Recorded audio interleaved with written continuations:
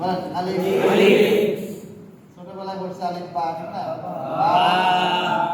এবার আলিফ বা তো আমরা সব শিখে লাইছি এখন যদি আমরা এভাবে লিখি কোনো সমস্যা নেই এখন এভাবে লিখলে কোনো কি নাই সমস্যা নেই শিখে লাইছি সমস্যা নেই সালা হয়ে গেছে সূরা ফাতিহা বলেন আলিফ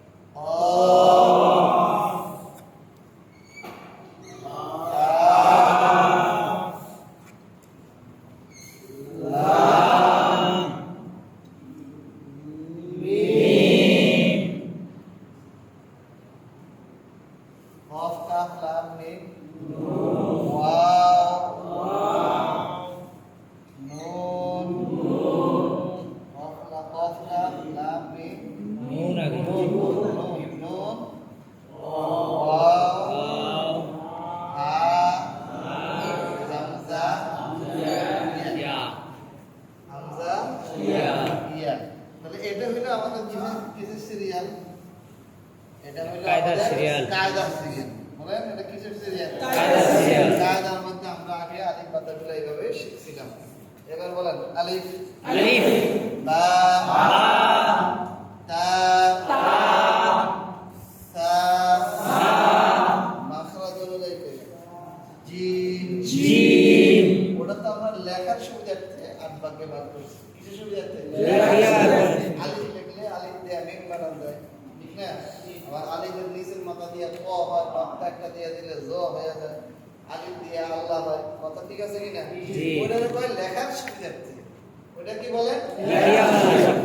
আর এটা পড়ার সুবিধার্থে বলেন সা সা জিম জিম হা সা দাল দাল দাল আর এই র একই চেহারা না আলাদা আপনারা তো খাতা লেখছেন স্যার সব এক করে লিখছেন দাল দাল দাল দাল র র জা জা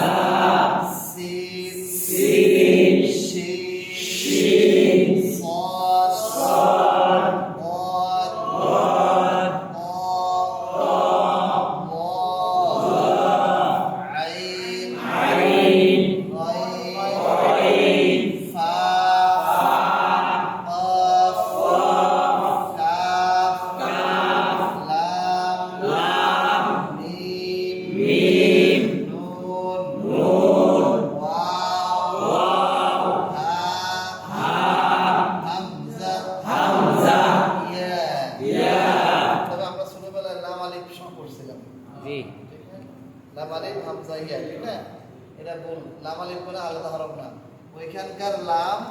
আর ওই হেখানকার আলিফ মিললা লাম আলিফ হইছে তো লাম আলিফ যদি আলাদা হরফ হয় তাহলে বা আলিফ তো আছে সাদ আলিফ তো আছে কথা কয় না জি এটা কি আলাদা হরফ না সংযুক্ত এটা আলাদা নয় লিখলে খালি তো হবে না মিল থাকতে হবে তো নাকি বলেন জি